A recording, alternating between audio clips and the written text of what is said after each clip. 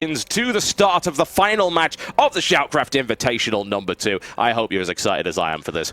Grand finals, this is it. All the way down to the last game now. We've come through 8 amazing players down to the final wire now. These 2 great players, nobody would have called this. I don't think so. I think the only player that called somebody to win anything was probably Sixjax Major, who told me DDE was going to win from the beginning, but I think that's just because he's in the same team. Despite that, nobody would have called a Socke versus DDE finals. I don't think so. I mean, it was. We obviously people did consider Nurcio to be the favorite for this particular tournament, having a stellar performance in the previous one, 3-0ing Thorzane, going up against White Ra, winning 3-2, and then of course beating Morrow's Terran play 4-2 in the finals. So we expected that, but Socke coming out, and he's certainly not the underdog. He's a great player, but I don't think anyone considered him to be anywhere close to being the favorite in this tournament with so many great players. And surprisingly, 3 amazing Zerg players played in this tournament, and only 1, well, I guess you can say 2 with Morrow. I mean, he's kind of a Zerg player, I guess, but they're not in the finals. Thanks, like Select is kind of a Korean, I suppose. I guess he's Korean. But there is no Zerg in the finals, which is a big statement again on the balance of the game. Ooh. Everybody's been talking about the fact... What? Boo! I'm sorry. Go ahead. Oh, I don't know. I wasn't sure what you were I'm talking about. mostly trolling. Go ahead.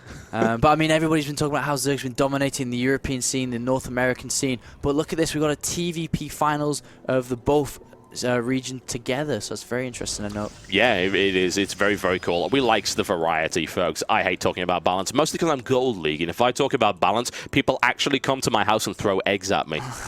It's like, how dare you? You're in Gold League. You're not allowed to discuss balance, which is, of course, why I don't. So, as far as I'm concerned, the game is perfectly balanced. There's nothing wrong with it whatsoever. I live in blissful ignorance.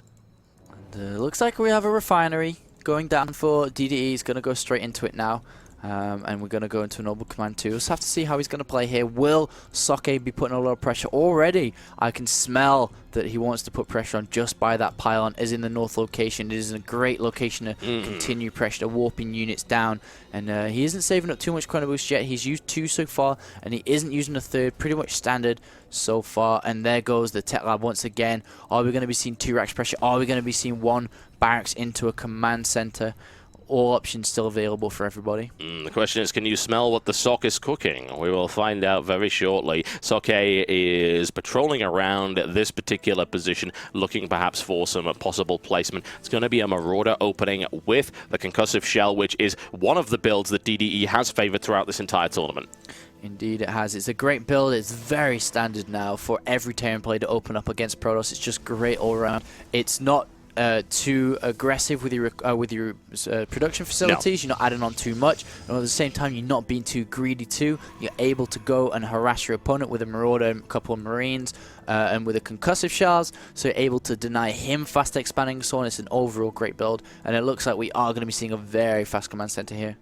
And here it goes. He should be able to deny the scout no problem at all, thanks to the Concussive Shell. As we said before, any kind of early pressure would be eliminated with fairly reasonable ease. Socke now going for a command center of his own. At least he would be if he were Terran. He's actually building a Nexus. So yeah, this is going to be 1 Gate Expo versus 1 Rax Expo. Nice macro build, in for a cool game, I suppose. And look at this now. 2 Marauders and a Marine pushing out.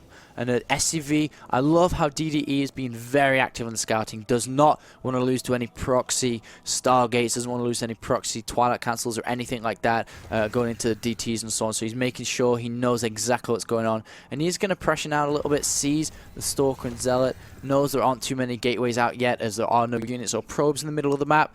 And pretty much, they're both feeling out the game at the moment, for sure. Yeah, and you can hardly blame them for doing just that.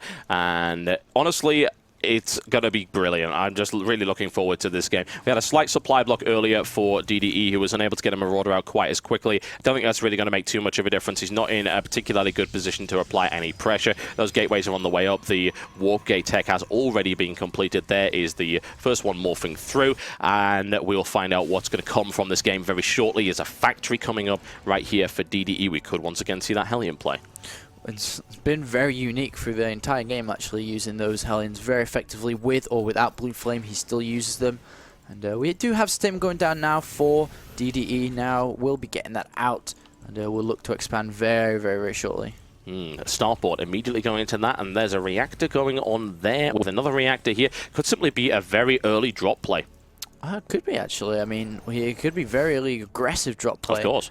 And Socke moving out in the middle of the map, just scouting around, and Socke is so active with scouting, more than any Protoss I've ever seen before, and that is their weakness until that robotics facility out, until them observers are out, is actual scouting, finding out what your opponent is doing, and he's moving around the map really, really smoothly now. Yep, and there's the scout denied once again by DDE, so the information that Socke actually has right now is not exactly what I would call complete, not even close. There's the swap around.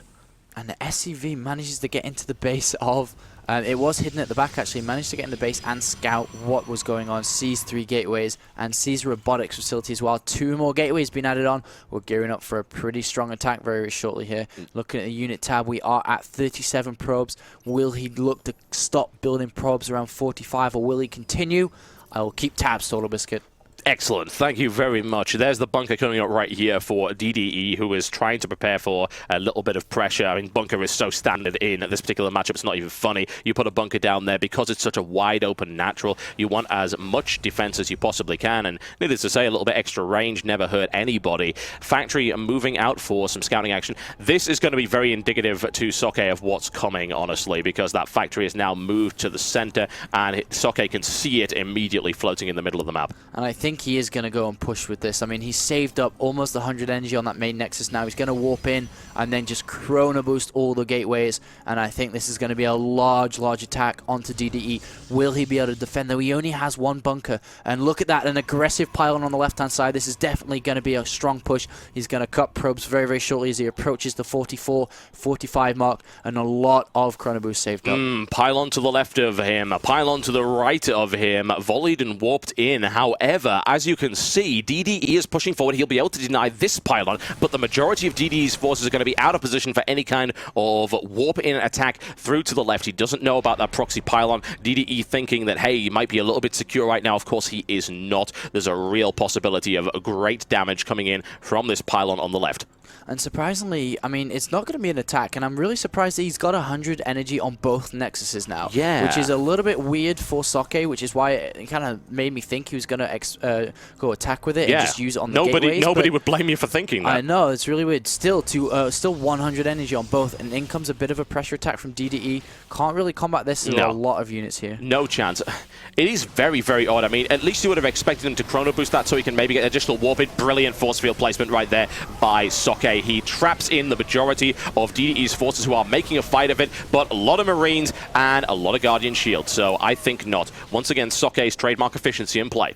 And now he's using double chrono boost onto this Twilight Cancel and Forge. He's still at 100 on the natural, though. Not using it efficiently at all. Robotics Bay has been added on, though. That is his decision. He will be going for Colossus very, very shortly. And I love the pylon on the left as well. It can be used for an aggressive situation, or it can also be used just to simply scout. Does he have a third base or not? Yep, and DDE's forces have been blocked off. That was a bunch of Savior force fields right there, just to make sure that Socke didn't take unbelievable losses, which he could have with that aggressive counter-push backed up by the Medivacs. They are now loaded up, moving as rapidly as possible over to the other side, and I think they're actually going to land right on... Yes, they are! They're going to land right on that pylon. And it's going to be cleaned up nice and easy. There's another pylon on the left for him to take, and still 100 energy on that natural nexus. I mean, the Forge is not being chrono boosted, well, it is now, but he's still got so much saved up there. It's really surprising. I guess it is getting pretty late in Germany for Socke, and it's a bit of a mistake there. Could have got these upgrades out. Now he's finally using it onto that robotics facility, getting out that Colossus. We'll want to start thermal lance as soon as possible as well, but here we are going to have a multiple drop. Observer spots it on the left. Ooh, the question is, will he move to intercept it? Because he's got to deal with this force right here. Socke is completely out of position for this drop. He must move back as rapidly as possible. There is the very real possibility... Oh, he will not get a defensive warp in. He just warped in. So, he's warped in at the back, though, so he's okay. Never mind, he denies it. And, God, observers are nice, aren't they? They are very good to scout stuff like that. And we do have the first Colossus out. And I'm just going to have a look at DDE's vision. Does he know? No, he has no idea about the Colossus so far. And has not started to make anything to kind of counteract that. Look at these Marines now. Going to get cut off a little bit, though. And Medivac's going down. Oops. Hey, freebies. And there's the blink to finish it off. And now, oh, he brought in 2 more to evacuate them. Nicely done. Well, they're called Medivacs for a reason. And there are going to be Medivac drops into the main base of Socke. He does have enough units here to drive this away. 4 Zealots and 4 Stalkers, though. Bang, down goes 1 pylon, and he takes 1 Zealot, 2 Zealot, 3 Zealot, needs to leave right. No, he doesn't actually. He can push this. That force is not large enough. Hey, 3 pylons, and now you can see DDE smells blood, goes straight for the jugular. He could take out the Nexus here, actually. Yeah, he could. He's actually just going to snap around a bunch of pylons, try to supply block him as much as possible. And there goes the focus fire on the Nexus.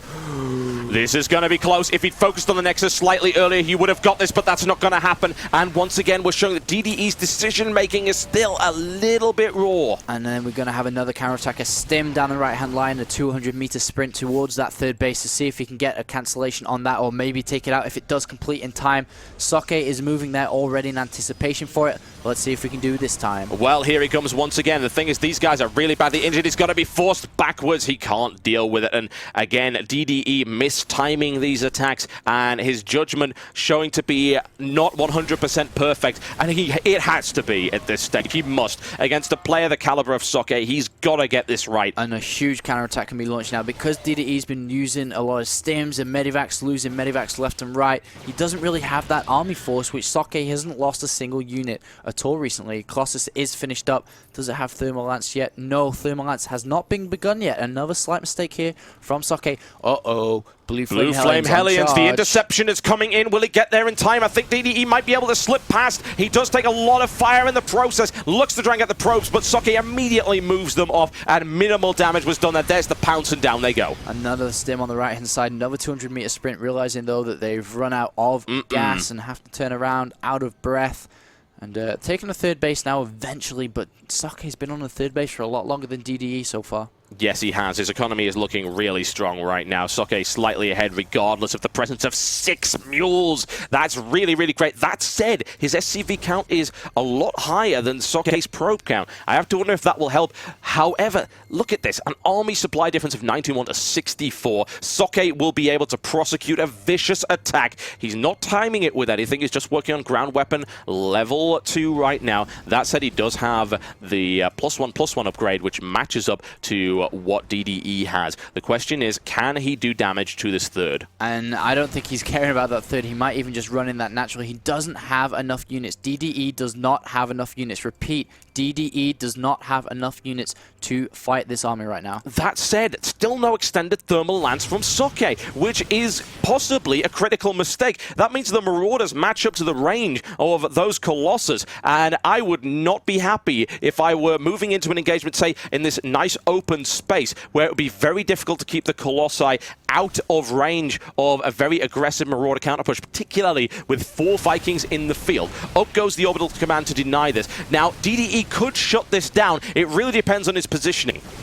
And Thermal Lance, as you said, a great upgrade and not being used here. Socke is making mistakes, but this is a great move, a great engagement area for him. He's nice open area, denying that third base, trying to put it down again.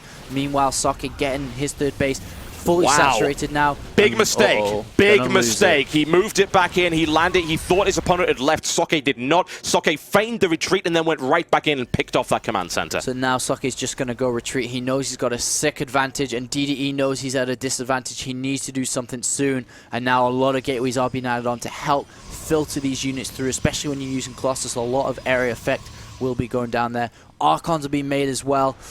It's going to be tough. DDE pulling back once again. He had an opportunity right there to do some damage with the Blue Flame Hellions and go into the back, but he is pulling backwards again. And really, I don't know if this is just paranoia. I don't know if he really just thinks, I must hold for the time being while I try and double expand, which is what's happening right here. Command center going down. He detonates a couple of the bunkers, so he's not really sitting in a defensive position here. His Viking count is really high as well. And he will most likely try and gear up to maybe take the gold in an aggressive economic play. Yeah, I mean, he's waiting for +2 attacks now and +1 ship weapons to complete so he can engage a little bit easier, having sniping those Colossus a lot faster. But the thing is, he still doesn't quite have that army count. It is still 185 to 193, so he's not too far behind, and there are a lot of Marauders and a lot of Hellions once again. But Colossus are going to make a big difference. But even bigger difference, no Thermal Lance. No Thermal Lance, which is probably going to define this engagement. A nice initial blink right there by Socke to try and thin out the Viking count. There's 11 of them, though, and they have +1, and there are only 3 Colossi. They will fall so fast, and DDE could get a great engagement here. These Hellions won't prove to be too much use, considering the fact there's basically no Zealots in that force. There's a big set of storms, and here we go. There's the storm, there's the second one, and it rips it apart. That's the force field dividing, and wow, those Vikings are being torn from the sky. And uh-oh, DDE's in trouble. Aggressive blink upcoming to clear this up. He can go ahead. GG Congratulations. Socke with a perfect engagement, going in against superior numbers, brilliant storms, perfect engagement. The force fields caught everything out of position, and then he was able to clear up the Viking count. The Colossi stood tall, and that was it. Socke, what a brilliant attack that was. Absolutely perfect. It could not have gone any better for him.